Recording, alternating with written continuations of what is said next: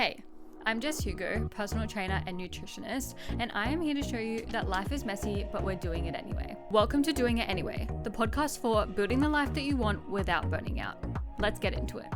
I feel like absolutely nobody has their 20s figured out, and there's nothing worse than coming from high school and kind of being told that uni is the path. And I think I am very qualified to talk on this because that is truly what I thought. I remember, honestly, let's take it back a little bit.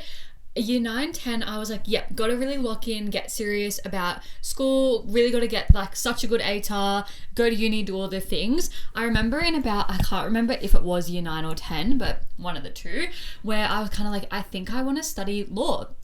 And I was like, fuck, well, I'm going to need like a 90 plus ATAR for that, and I really need to lock in. And I remember at the time being like, okay, well, I don't have time for anything anymore. I'm not going to be doing netball anymore. I'm not going to be doing dance anymore. Like, I'm actually quitting everything, which a lot of things obviously happened in this kind of time. Like, obviously I moved house in year 8, and then I moved away from like where I did dance. So then it was just like, we were going back for a few years, but it was obviously inconvenient. The studio that I was at was kind of like really like didn't have many numbers, so it just felt like it was dying off a little bit, and then it was just too far to go back to my old netball club and stuff. So I did change netball clubs, but I just was not thriving and enjoying life here, if you will. And I am a bit of a hater, if you know me personally, about like, I just feel like I was living with my old life, and then when I moved here I was like, this is kind of shit. So I feel like that really kicked off like quitting everything and going all in on what I thought was going to be my big plans of living this really baddie corporate life. I probably did not think baddie, like, let's be real, but I was thinking, yeah, I'm going to be doing corporate, I'm going to be commuting to the city. How did you think you were going to do that, Jess? Like, literally you live so far from the city. How did you think you were going to do that? But I just think like we all are really like put on this path straight away. And I even remember in year 11 and 12 going through with like the careers advisor of like, this is what you need to do, these are the grades that you need to get, like this is what it's going to look like these are your options and things like that. And I was like that bitch going around in like the first semester of year 12, which is like the end of year 11.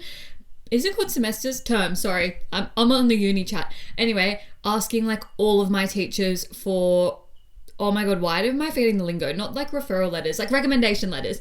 And I was the first one in the grade to do it. I was going around early because some of the early entries were so early in the year, and I really wanted to secure early entry and just ensure that I got in. Like, this is how strict I was on this path. I was like not thinking about anything else. Like, this was my whole life. And my ingrown toenail. I did have an ingrown toenail in that, which was like making things worse with the weight gain, all of the things. But the early entry was my whole life. I was going around that whole school asking every single teacher to write me a letter of recommendation. Nobody else had even started asking for them.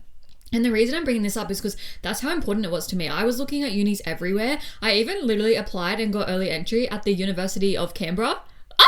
I can't stand living here. How would I live in Canberra? And I seriously got an offer and was like seriously kind of considering like boarding. I was like, is this delusional? Should I board? I don't know. I'm kind of glad I didn't, because I think Canberra would not be for me. No Canberra hate, but I just think, oh God, that is worse than what I have now.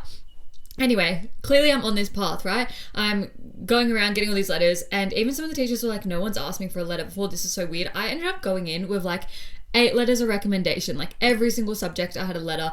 I'm pretty sure I had like references from work and stuff like lined up as well. At the time, I think I was working at Kmart, maybe just Kmart, maybe had just moved from Macca's to Kmart, those vibes. Was I doing anything else? No, I think that was it. So I was just like ready to go, right? And this was my path. Long story short, I got so many early entry offers, like so many. I was like, what do I do? I ended up going with a scholarship that I'd gotten because it was money and did not move to Canberra, obviously. And then I was like, yep, this is what I want to do. I started meeting girls there, and then COVID happened a few weeks later, and I was like, this is so weird. I'm not even sure if I'm liking it, because in this time as well, I really wanted to do law and psych. And then I got into, I think it was law and sociology, maybe. I can't remember, because the place that offered the scholarship didn't actually have psych.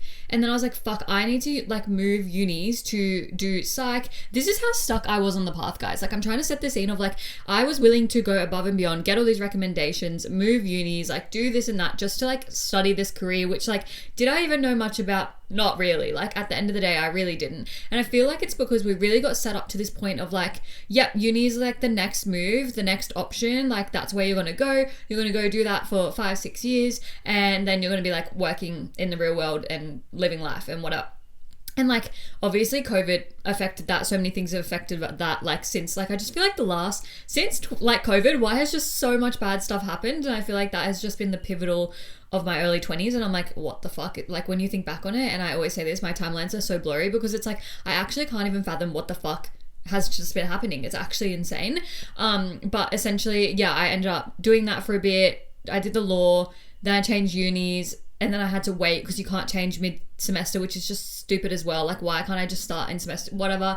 And then I did that even more during COVID, and I was like, nah, like this is just not the vibe. And I didn't know what I wanted to do, right? Because then how do you then decide? Because something that they never talked about at school is like what you actually have as almost like a backup plan. Like what if you go into uni and you don't like it? And something that I've just seen through socials of like people that I obviously went to school with is no one is doing the same degree they started with. Some people might have finished it, might not. Like I don't know all the T's and C's, but no one has stuck to what they originally set out to do. And I think that really needs to be normalized. Career changes, changing paths. What are your actual choices? I saw a TikTok yesterday and she was talking about like, I do not know what I'm passionate about. I think she was like mid-20s. She was like, I do not know what I want to do. Nothing sounds appealing to me. It's not that I don't want to work, but I actually just want to love what I do. And I think that is the crossroads that so many of us are at. We find ourselves in this degree, racking up this HECS debt that we can't even see ourselves actually working in. And I think it's because like, what is the reality versus the career? Like I was like, oh my god, I'm going to be like working in the city, I'm going to be working on cases, whatever. Reality is you need to be like spending so much time doing all of that, be across the law that hasn't been updated since the 1900s. You spend all of uni doing such thick readings. My first ever textbook was so thick that I always use it as a reference for like if I have clients training at home, I'm like, do you have like a thick textbook? Because you can use that for your like little lunge, your deficit lunge, because literally like a thickest ever textbook on the planet. There were also hundreds of dollars. I get it because it was so big. But the readings every single week, would be like 100 pages long. And I was like, that was just for one unit. I was doing full-time as well. And I was like, yeah, I don't see myself wanting to do this forever in like that, as well as the fact that I was obviously really struggling with just how do you be active in all of that? How do you, like I was gaining weight, obviously, because I was sitting there trying to do readings all the time. When I wasn't doing them, I was going to work. Like it just was like, it literally did not work. And even talking about this, like I almost feel like I have to be like, I'm not lazy. I will do the readings. But like equally, that is why no one is ever willing to actually just say, hey, I actually don't want to do it anymore, because everyone's scared to be perceived a certain way. So if you just took all of this like, fuck, Jess is lazy, I will take it. Like that is no water off my back, because that is the reason it's not normalized and everyone is so scared to change paths, especially with feeling behind. But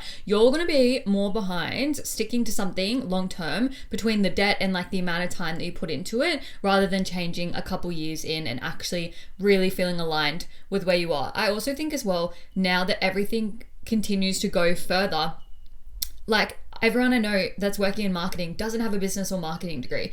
I run a business. I don't have a business degree. Do I think maybe having a background in business would have helped? Sure. But I've like almost learned on the job, and any mistakes I have potentially made, I've learned from them and been able to put them in. And of course I've like paid for mentoring and consulting and things like that as well, which has really, really helped. So just know that even if you want to try something that you have no qualifications in, depending on what it is, you might be able to actually get in the door, whether that's starting with an internship, whether that's starting with a really entry-level job, or even like, say you're studying something at the moment, or you're wanting to do something like sports, exercise science, physio, get in the door at a clinic being a receptionist. They will obviously want to prioritize taking people that are studying, that are interested, that are passionate.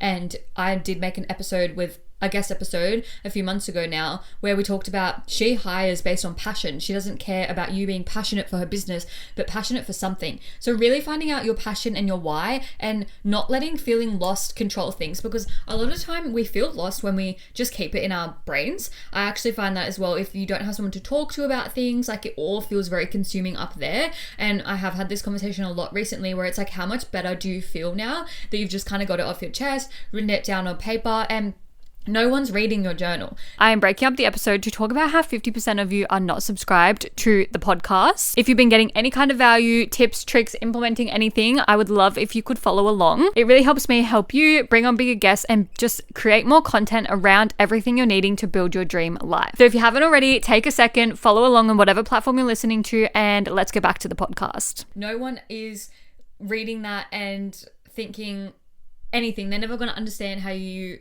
interpreted what you wrote on the paper, you know what I mean? So even sometimes I'll do a bit of a brain dump, and I was trying to read some back recently and they got so messy and so confusing, and I was like, what was I even talking about? And I could barely decipher what I was talking about 6 months ago. So I think also knowing that it doesn't need to make sense right then and there, but it feels good in the moment, right? You don't need to be able to reflect on it and be like, oh yeah, I know exactly what I was talking about on June 3rd. Like, it actually doesn't really matter. But knowing that you can just get it out on paper and get clear-minded about it, because otherwise you are going to feel lost for ages. I just have some notes here as well so that I don't just go on and on and on. Not that that was even in the notes, but that is why I have to refer back now, because I just talk a lot.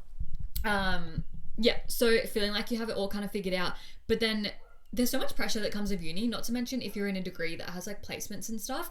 I see a lot of us putting almost our life on hold, our health on hold, because we're like, well, fuck, I've got this placement to do. And then I feel like, how am I going to earn money? Obviously, because placements aren't paying, and then I'm spending so much time in placements that I feel like I don't have time to even go for a walk. But something that I think is really, really important is two things. One, getting a productivity cube and putting it on your desk and seeing how productive you're actually being.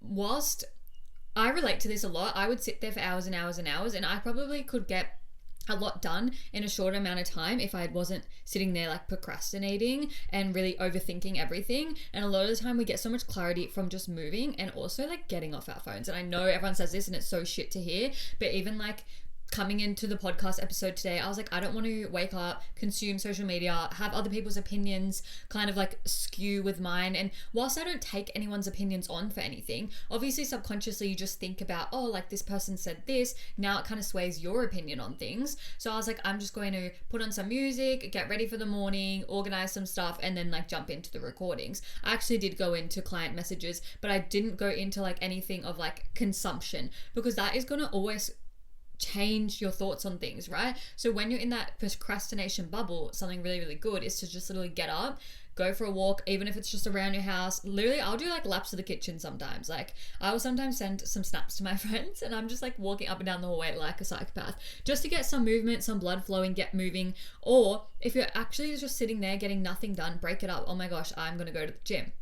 I'm going to go do half an hour treadmill walk. It's been raining so much lately. So even if you break up the gym, is it ideal to be driving back and forth? No, it's not. But sometimes you just got to do what you got to do. And depending on where you live and how far and all of the things, like we can make something work. That's the first thing. The second thing is like actually just being self-aware of how much you're putting tasks off because you have time. I think this is really common as well, of like, oh, well, I know I'm not like working for the rest of the week, so I have time to get that done later in the week. But you just never know what will happen later in the week, and you can get sick, something can come up, plans can change. And my biggest lesson is like, if you have the time now, do it now, because something will happen later. And this always like will bite me in the bum if I don't do it. Like, I don't have a great example right now, but it's just like, if I have a task that's due by the end of the week and I might have some time on Wednesday to do it, and I put it off to Thursday, and then Thursday it comes up and something else has happened, and I'm like, well, fuck, now I need to focus on this, and I could have just got that done Wednesday. And I think it's the same kind of lesson with uni, with everything. Just stop placing so much pressure and prioritization on one thing. Really just remember who you are, because also I think you come out of that degree and you're like, I don't really know who I am. Like, how do you actually introduce yourself without being like, hey, I'm Jess and I studied sports exercise science, for example. Like, or hey, I'm Jess, I'm a sports. No, like, hey, I'm Jess, I love reading, I am just a girl. Like, I feel like when I introduce myself, I actually don't bring up my business at all anymore. And unless someone asks me, obviously, what I do for work, and I don't bring up really fitness stuff unless they've brought up fitness. I'll talk about other things that I do, other like things that I'm interested in, and even like some of my client conversations, it's literally will be about books, because A, we're friends, but B, like it's not always so deep, always about fitness, and I don't want fitness as well to consume your whole life. Like we're actually human and we can have other areas of interest. It can't just be fully uni or fully fitness, and it's actually okay to have other hobbies. And I think a lot of us might feel confusion around this because you, depending on what you do, right? You see on social media, you need to niche down, you need to have one topic to talk about, you need to have one topic you're interested in. Like, God forbid I'm a multifaceted girl and I'm interested in so many different things. Maybe I really enjoy dancing, maybe I really enjoy reading, maybe I really enjoy my fucking Kindle. Like maybe my Kindle is my personality trait. Like it's actually okay. That has nothing to do with my job, my niche, if you will, if you're in the social media, like who actually cares. And I think a lot of us get caught up in this because we started from such a young age. Like I was working from 9 months, I'm pretty sure, at Macca's. And then obviously Macca's, if you know, you know, it's just such a strong, like they're just pushing you. I used to work literally max shifts were 10 hours. I would work like 10-hour shifts. You only get a half an hour break in that. I think it's changed now because you get those 15-minute breaks every 5 hours or whatever.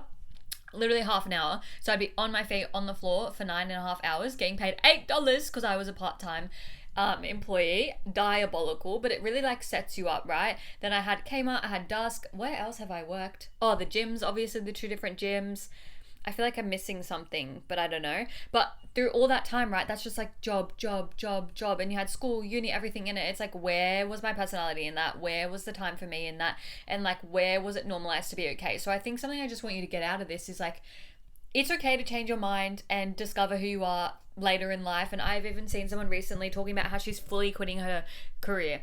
I actually tried to get her on the pod. We haven't linked up yet, but she's fully quitting and changing her career, and she now wants to do a completely different degree. She wants to just fully start over, and that's okay.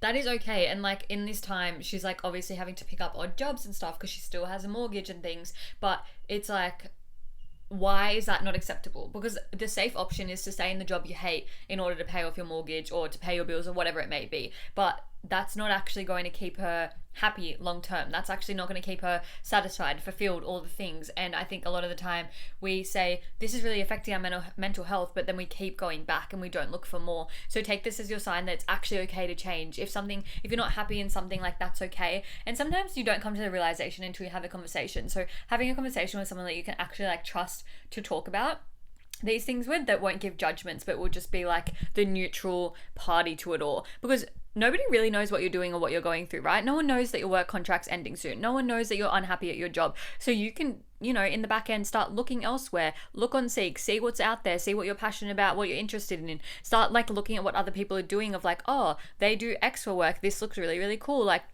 and also differentiating between like what is cool and what is something I want to do. So for me, I think like TBH Skincare and like Rachel Wild, she's a like co-founder, and all the stuff they do is so cool. Like I love their socials, but I would never personally like want to do that, right? So really differentiating between like, can I see myself in this position, or do I just think this job is really, really cool and I'm like interested in that? If that makes sense. Of course, again, like there's T's and C's to all of this. Like, do you need a degree to do it? All of the things, but you never know unless you get your foot in the door.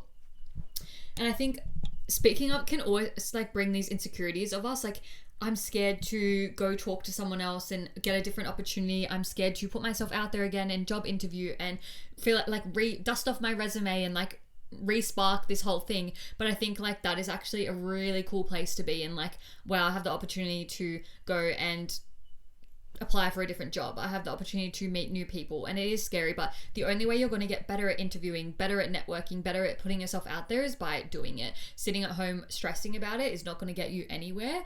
And I just feel like this shows up, working on your confidence in all the different areas, health and fitness, it shows up in like job hunting. I know it sounds so weird, but I've become the most confident version of myself in business and all of the things through just continuing to show up, learning from my mistakes and putting myself out there. And now I feel like I can walk into a room with girls that I don't even know and just start a conversation, and that's it. And I'm not talking about like clients coming to me. I mean, like I could talk to a group of people, business, whatever it may be, and just have a conversation, because that confidence is just there now from building and trusting in myself. So I think the biggest takeaway from all of this is like, you know what you need to do. You already have it lingering in the back of your head. You already have thought about it multiple times. now is the time to take action on what you need to do and really just trust yourself in what you think you need. If you think you need a career change, trust yourself in that. If you do your little journaling list and realize that the thing that's kind of holding you back is you're scared of the unknown, like, no, that's fine and that's normal and that's okay. But how long are you going to stay stuck because you're scared and uncomfortable? Because I can guarantee there's things you've done before that you're scared and uncomfortable about, but you did them and you didn't die. And I always try to say, like, well, what's the worst that can happen? Like, did I die? No. So, like, am I actually going to be okay? But we're obviously human, so we're wired to think the worst. We're wired to think that we are going to die. Like, as our nervous system is telling us that we're going to die and this is the worst thing ever. But something I've been really getting into in the moment, I used to suck at this as well. So just know that this takes time. Everything takes time. But I used to think, oh, why was I so panicked in the moment? Like, why didn't I take action? Like, I was almost like stuck in the mud and like couldn't actually like just regulate. And now, like, as soon as something feels like off, weird, uncomfy, whatever, I'm like instantly like hand doing breath. Like, I know it sounds woo woo.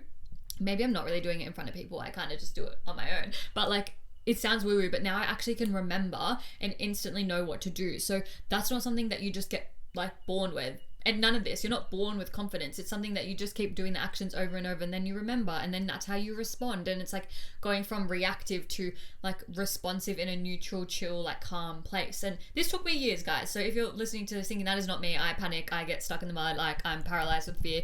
Trust me, I was the same. It took me so long to get here. But I think the biggest key takeaway from this is like nobody has their 20s figured out. If this doesn't go to show that everyone is always changing jobs, maybe not feeling satisfied, and I just don't want it to go, yes, I'm talking on this topic, but I don't want it to go to the whole other degree of like, don't overanalyze everything and nitpick things. I'm not happy because of X. Like, if 99 things are going right, like just stay happy with what you're happy with, because like things always change. But even like the biggest takeaway from this for me is like really figuring out what you want, what's important to you, where you're over analyzing or maybe even under analyzing, and what like actually fills your cup. Can you see yourself actually doing this for the next 30, 40, 50 years? Like, are you actually happy doing what you're doing? Where are you not feeling fulfilled? But then if you're not comparing it to social media, because I think as well, I see this a lot with relationships, friendships. People see these social media friendships and relationships and think, my friendships aren't like that. My partner's not like that. Like, there's something wrong with me. But reality is like, that's just performative for social media. So really differentiating between the two, but taking away like, nobody has their 20s figured out. That is all from me, and I will catch you all in the next one. Mwah. And that is a wrap on another episode of Doing It Anyway. If you enjoyed today's episode, I would love for you to rate it 5 stars, share it with your friends, share it on your stories. And if you have any feedback, I would love to hear it. Please shoot me a DM on Instagram. All my links are below. See you in the next episode.